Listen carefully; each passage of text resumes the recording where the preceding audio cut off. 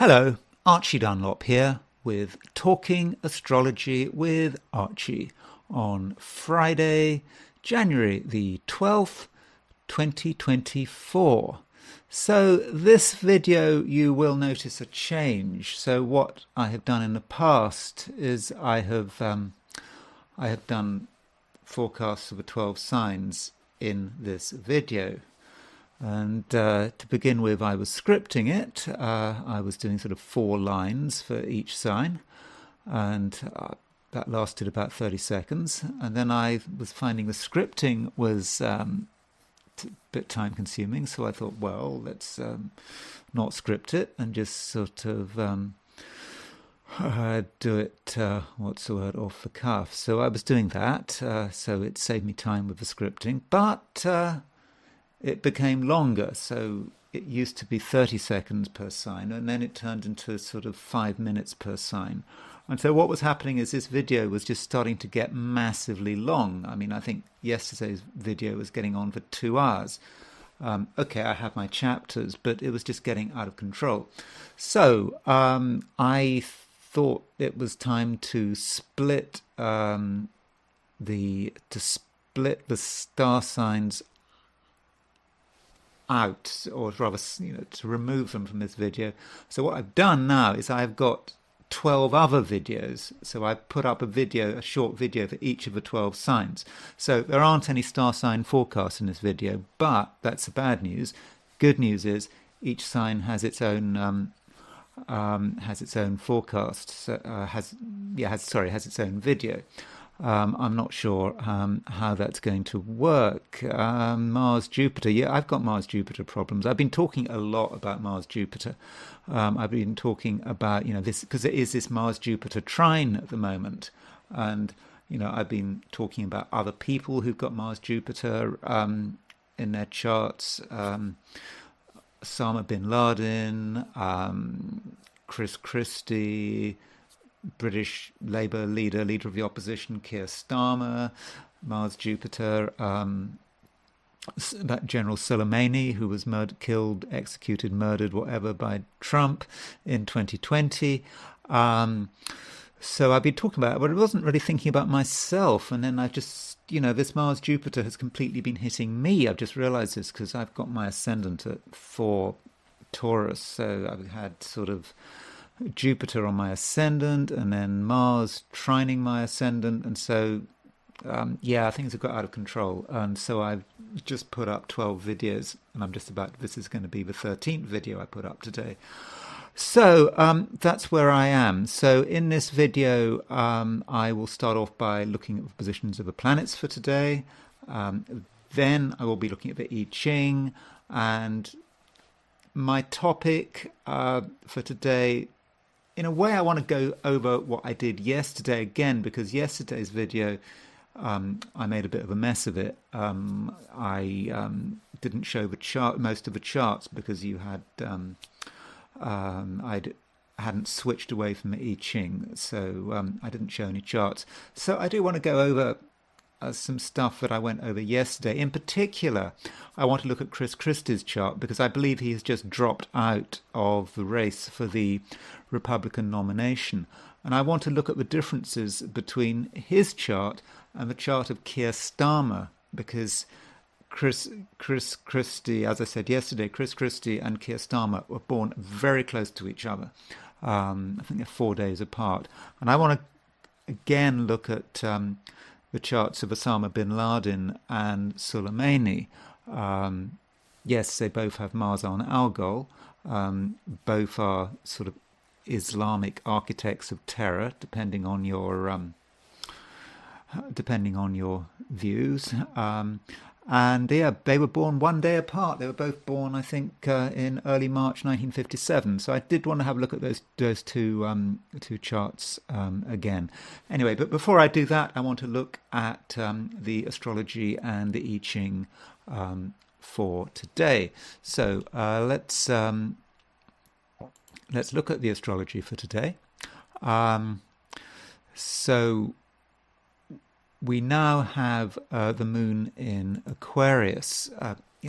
That does, I think, provide some relief. There's been this big build-up in Capricorn. We had Mars, Sun, Pluto, Moon in Capricorn because we had a new Moon in Capricorn, and it was just getting a bit intense. And it's a bit difficult having nothing in air. I mean, maybe I'm a Gemini. I like to have a bit of air, something in an air sign. And so we've got the Moon moving into Aquarius, and that does create some objectivity and some detachment, which perhaps may have been lacking beforehand. Moon in Aquarius is certainly not the most emotional place for the Moon to be in. So when the Moon is in Aquarius, people find it perhaps easier to be rational, easier to be detached. Perhaps they can keep their feelings to themselves. On the other hand, the Moon in Aquarius is making a square aspect to Jupiter. So Moon square Jupiter can be about emotional excess. It's not in water signs. It's sort of Aquarius and Taurus. I think it's about things might get stuck a bit, Moon square Jupiter. We enjoy doing something. We want to do something. Maybe it's compulsive, but we just can't stop.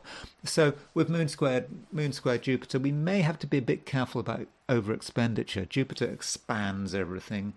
Moon may be very determined to buy something. So if you really wanted to buy something, spend some money on something, you may not be able to stop yourself. So be a bit careful there with that Moon square Jupiter.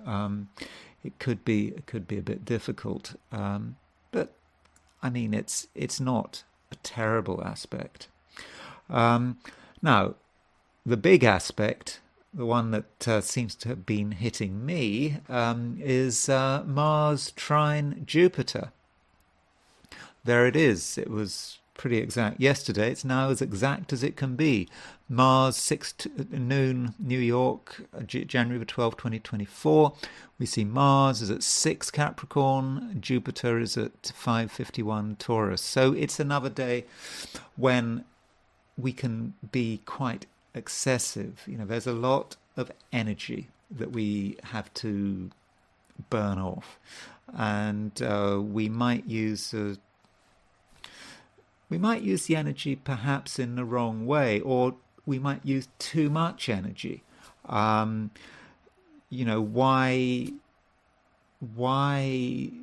would you want to kick the door down when you can just push it open? It's just on the latch. It's that kind of thing. Don't use too much force, because in most cases a very small amount of force is required to get things done, and too much force and we might just destroy the very thing we're trying to control. So don't overdo it with Mars trine Jupiter. Now, yesterday I did talk a bit about Fomalhaut, the mouth of the fish, but I just wanted to read you about the mouth of the fish because Saturn is conjunct Fomalhaut. It was more exact yesterday than today, but still Saturn is very close to Fomalhaut. So Fomalhaut means the mouth of the fish. It was one of the Persian royal stars, and it was like a sort of each quarter has a guardian, and Fomalhaut is the guardian of the south. Now, looking at Vivian Robson and what Vivian Robson says about Fomalhaut, he says about Fomalhaut, it is a reddish star in the mouth of the southern fish, from Fum al Hut, the fish's mouth. It was one of the 4 royal stars of Persia in 3000 BC, when, as a watcher of the south, it marked the winter solstice.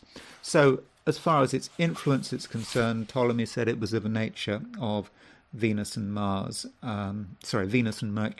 And it is said to be very fortunate and powerful, and yet to cause malevolence of sublime scope and character, and change from a material to a spiritual form of expression. So that malevolence is going to be particularly strong when Saturn is conjunct formal ho.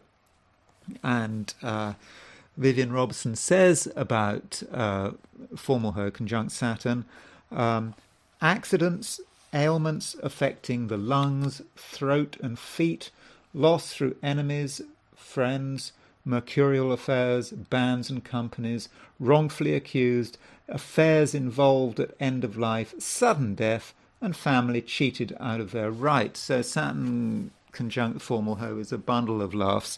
Watch how you go. If you are concerned about formal ho, just don't take risks.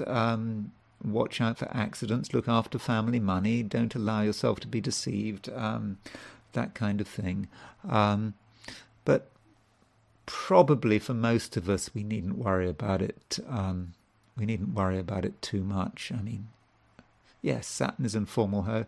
It may be a sort of societal thing more than anything affecting individuals, unless I suppose you've got a very strong Saturn which is powerfully configured in your chart, or perhaps a Saturn is transiting something, but I wouldn't worry about it too much.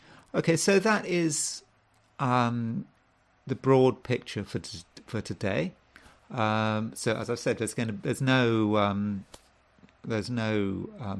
readings of the 12 signs because I have put them up.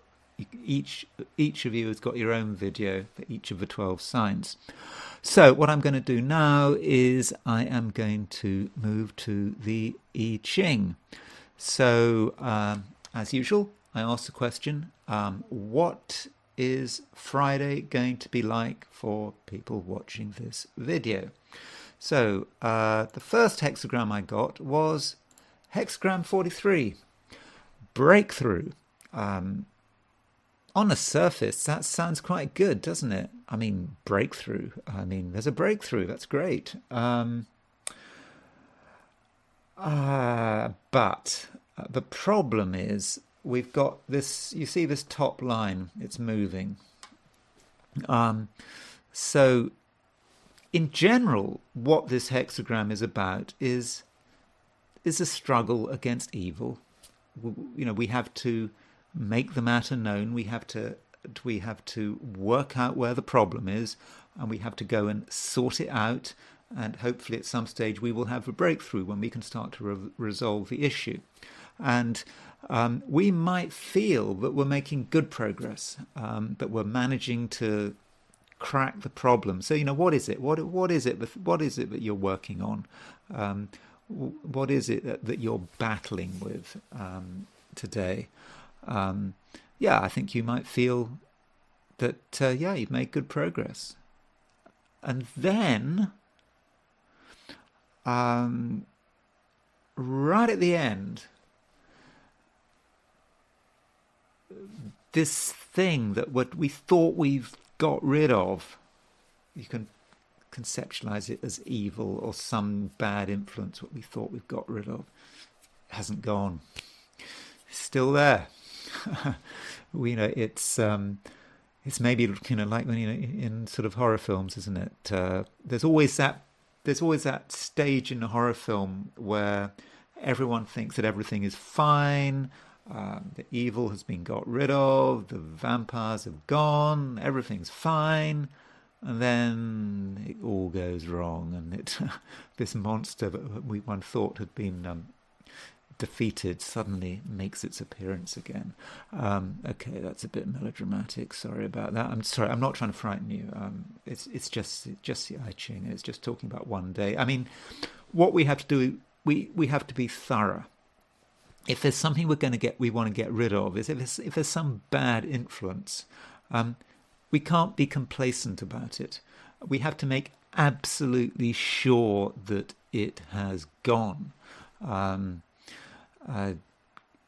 Half measures are not enough. It's something that really could come back if we're not careful. Maybe it's to do with people. I mean, we might think we're trying to get rid of people who are doing us no good, but half measures aren't good enough. If someone's doing us no good, we have to get rid of them. We have to make sure they go away. If they come back, as I think I said yesterday or the day before, people don't change. If someone says that they've turned over a new leaf, we don't believe them. The badness there can always return. Fortunately, this hexagram does move. It's a situation where we do have a very bad moving line, but the hexagram that it moves to it's quite strong, but I wouldn't have said it was bad. So it transitions to hexagram 1, the creative. You see, all the lines are unbroken. So the creative allows us to have a complete point of departure. So the assumption is, given this, is that yes, there is something that we haven't properly got rid of. But there's also an assumption that I think we are going to make progress. We somehow are going to be able to deal with the matter. We just have to be thorough. We'd have to be cautious. And, once we have really cleared things, got rid of whatever this evil influence is. Evil, I know it's probably the wrong word, evil, but the I Ching likes to use this word evil, something that drags us down, and we just have to get rid of that. But once we've done that, this is the creative. This is our ability to start things. It's not really telling us what we're starting, and I think it depends on the situation, but it's like the first impulse. The first impulse of something new. And maybe this ties in with the fact that, a couple of days ago we've had the new moon. The moon is now in Aquarius, so the sun is in Capricorn, moon is in Aquarius, so the moon is starting to wax now. The sun and the moon are no longer in the same sign, and that allows us to initiate something new and constructive and creative. And hence the first impulse, and that's something that we can put into action today. So work out what it is. Once you really have cleansed your space of whatever corrupting influences were there, really, don't make assumptions. Once they have to be really gone. Once they're really gone, we can be creative in a completely constructive sense. And I suppose the thing is that if you haven't properly cleared the decks, if you haven't properly purged out the sort of disintegrating influences, then you become creative. Then the creativity might be tarnished, contaminated by some evil that hasn't been properly removed. Yeah, then it might be creative, but creative in what kind of sense?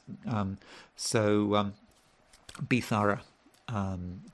Sort of spiritual hygiene is important. It has to be cleansed. Then you can be genuinely creative, and you can move into something new and entirely constructive. Okay, so that's the I Ching, and now I want to go back to the astrology, and I just quickly want to look at some of the charts I actually looked at yesterday, which I wasn't really able to show you because I'd made a mess of it, and it was kind of stuck. It was like stuck on the I Ching page. I was talking about the charts, trying to show you the chart, but all you saw was just me and a big hexagram. That's not really what I wanted to show you. Okay, so let's see. Let's start with Chris Christie. So I don't have a time of birth. I'm not saying that that I'm going to be able to say anything wonderful about Chris Christie. There's going to be nothing sort of devastatingly deep in terms of understanding why Chris Christie dropped out of the race. Now, because we don't know what time he was born, we don't know where his moon is. Now, at noon, he was born in Newark, New Jersey. His moon was at 6 Sagittarius.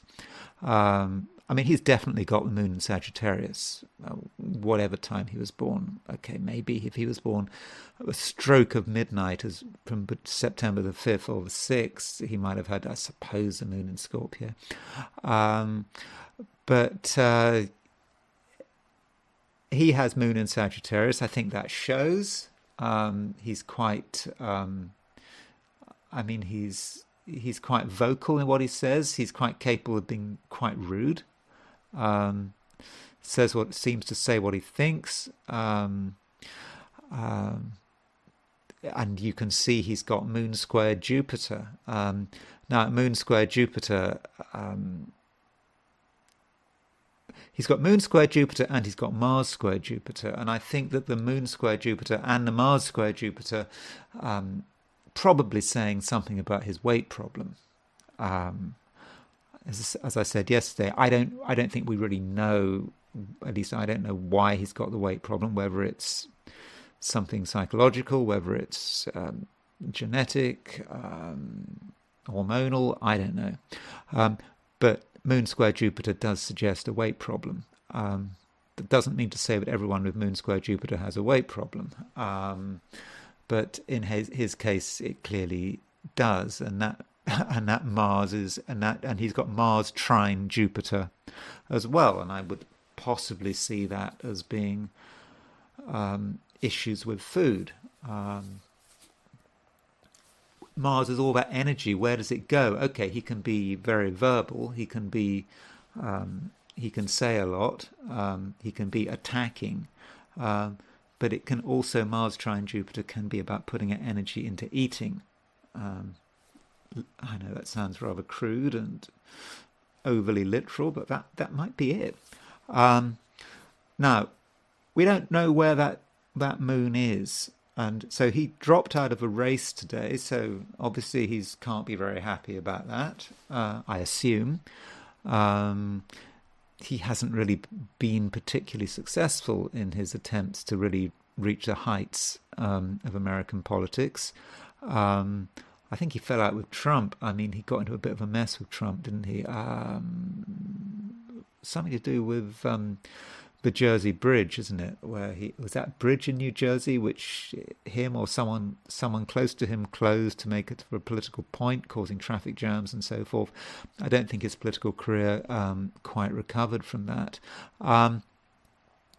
But it's quite possible if that moon was earlier, if he was born earlier in the day, then he might well have Saturn.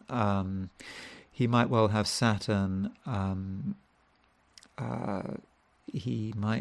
transiting Saturn square his moon. I mean, that is absolutely possible.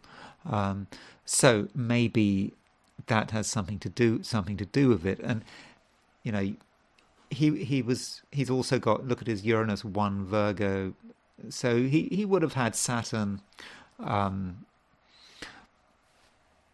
opposition his Uranus, potentially square his moon, and so it would seem that Saturn was causing him problems. I mean, that would be some explanation for it. But yesterday I did point out that he's born very close to Keir Starmer. So there's Keir Starmer. Now, Keir Starmer, just if you don't know, Keir Starmer, he's a British politician. He is leader of the Labour Party, leader of the opposition. Everyone is now saying that he's almost guaranteed to be Prime Minister at some stage, probably this year, because the Labour Party is well ahead of the Conservative Party in the polls. The Conservatives can't get anything right, so it does look as if he's going to be Prime Minister. So he has a similar chart. I mean, they do have certain things in common. Obviously, both men are in politics. Um, Keir Starmer is a lawyer, a very successful lawyer. Um, um, but Keir Starmer is not overweight. Keir Starmer is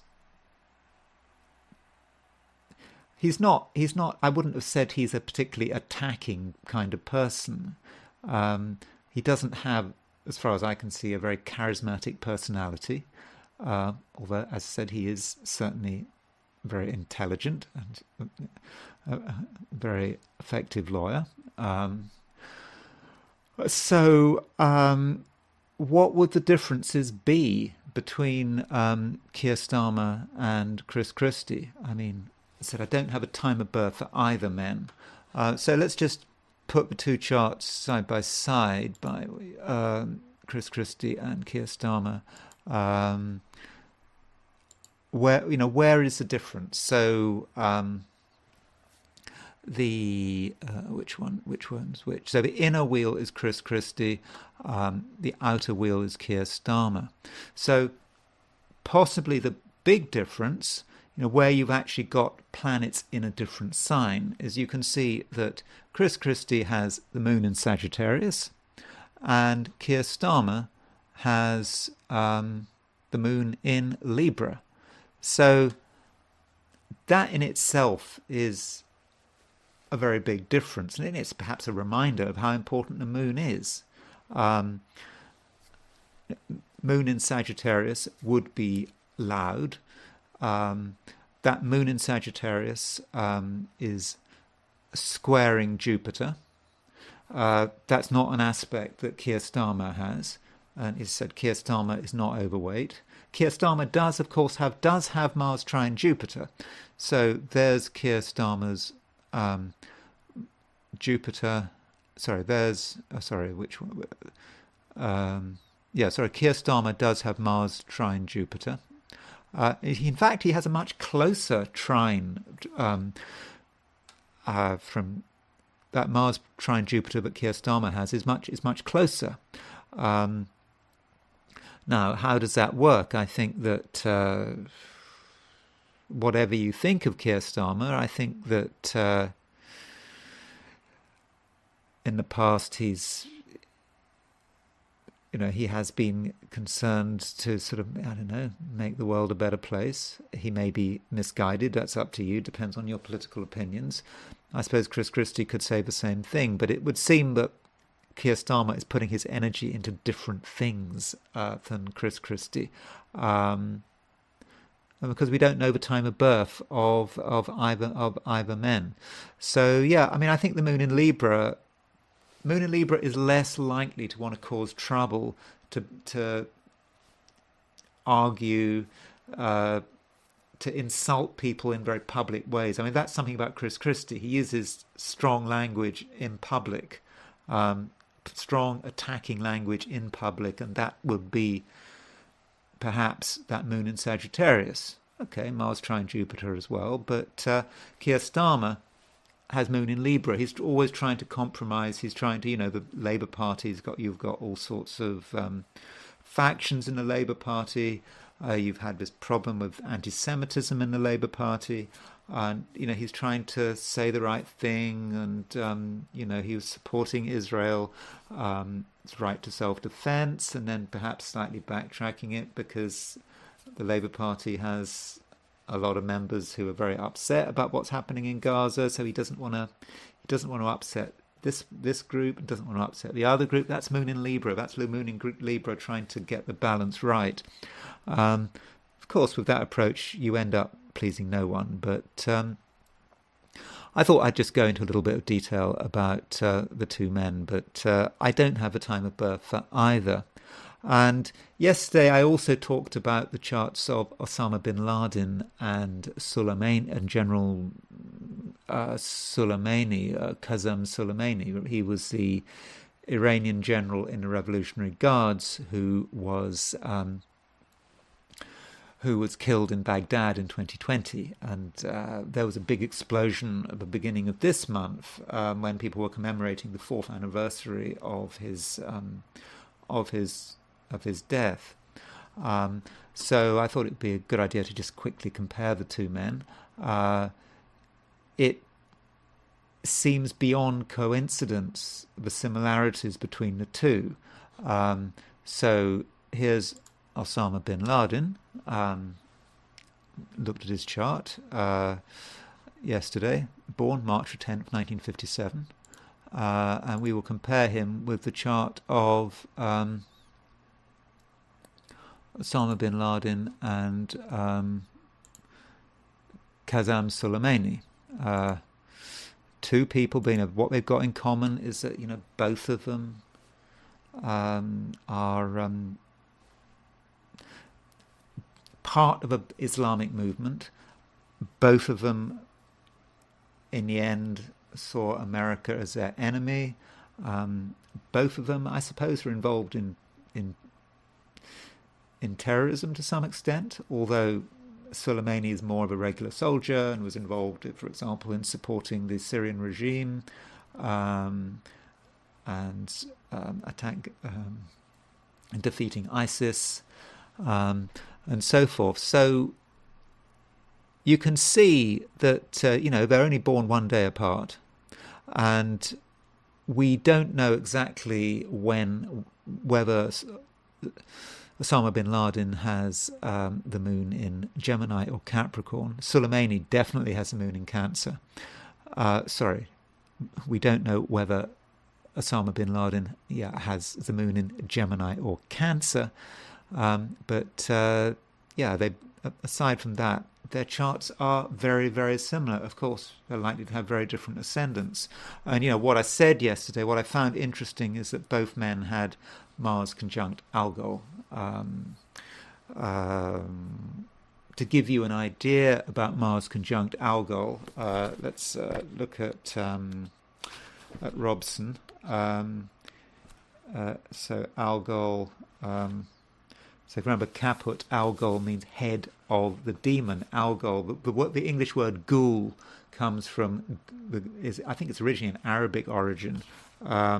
So Algol, 232. No, that's wrong. Okay, so it's originally of Arabic origin, and here's Algol. So Algol represents the head of the Gorgon, Medusa, who was slain by Perseus. Medusa, who was the only mortal one of the three Gorgon sisters, was originally a beautiful maiden, but her hair was changed into hissing serpents by Minerva in consequence of her having become by Neptune the mother of whatever, Chrysaor and Pegasus in one of Minerva's temples. Algol, in terms of its nature, it was known as Lilith by the Hebrews after the nocturnal vampire said to be Adam's first wife. Now, as far as with Mars, Robson says, with Mars, or if Mars be elevated above the luminaries when Algol is angular, the native will be a murderer who will come to an untimely end. Well, I suppose that's true, isn't it? Osama bin Laden was certainly a murderer. Soleimani was involved in all sorts of weird stuff, and I suppose his enemies, I'm sure, would say he was a murderer. The Americans would certainly say he was a murderer. It kind of depends on your view. So you could certainly argue that they may, or they kind of were murderers. I'm at least in some people's views. And they both came to an untimely end. I mean, both were killed by the Americans. And so I think that Mars conjunct Algol really works extremely well for both of them. And you can see that Mars conjunct Algol is conjunct the South Node. From a karmic perspective, of course, they're not going to be into karma because both of them are Muslims. And I don't think Muslims don't believe in reincarnation. But if one were to believe in reincarnation, one would perhaps have said, well, killing people, getting involved in war and death and destruction was something they really should have grown out of, perhaps in a previous incarnation, but they just couldn't help themselves. So maybe that's one way of reading that. Okay, so anyway, that's Bin Laden and Qasem Soleimani. Sorry to repeat myself from yesterday, but I think it's really interesting the way they're born so very close to each other. Soleimani, March the 11th, 1957. Osama bin Laden a day earlier, March 10th, 1957. And yes, they both have Mars conjunct Algol. Okay, that's all I'm going to say for today. Thank you for watching. If you enjoyed the video, I would be grateful if you liked it. If you're not subscribed and you enjoyed the video, then feel free to subscribe. And if you want to buy me a coffee, there is a link in the description. Thanks again for watching, and I will talk to you tomorrow.